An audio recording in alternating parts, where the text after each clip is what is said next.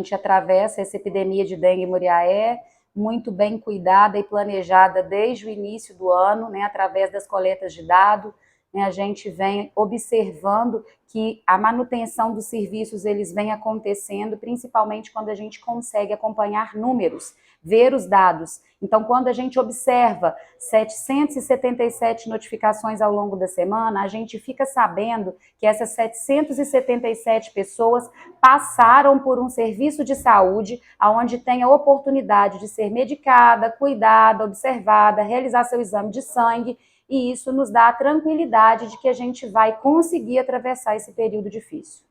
O município está preparado, ou já estava até preparado para isso, desde o início do ano. Isso, a gente faz a leitura desse cenário, né, desde que a gente teve aquele acidente climático no nosso município, inicial, que foi aquela ventania muito forte, no início de outubro, né, já no dia seguinte a nossa equipe, né, da arbovirose, ela já traz para a gente esse olhar mais cuidadoso, em seguida também com as enchentes, isso faz com que a gente, o processo de trabalho da dengue ele é contínuo durante todo o ano, né, e tem inúmeras ações, às vezes isso fica invisível para a comunidade, porque não é o centro das nossas atenções, mas ele acontece diariamente. Então, quando a gente observa esses desastres naturais, a gente sabe que a ação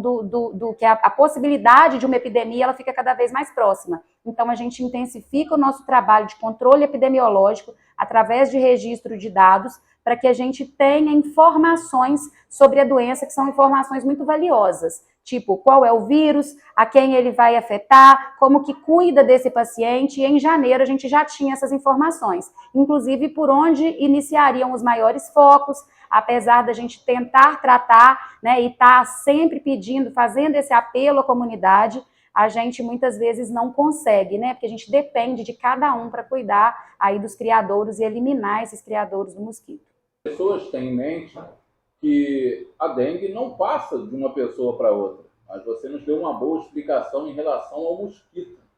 Isso, então, existem alguns estudos epidemiológicos que até orientam que quem esteja contaminado não fique andando, né, nem pela condição só de saúde dele. Né? A pessoa, quando ela está infectada pela dengue,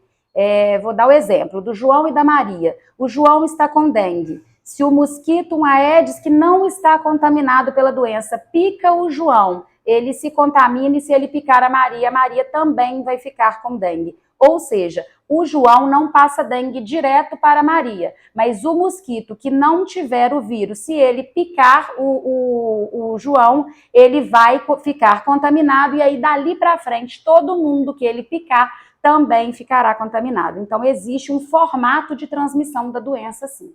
Então podemos dizer que hoje Muriaé está bem preparado, apesar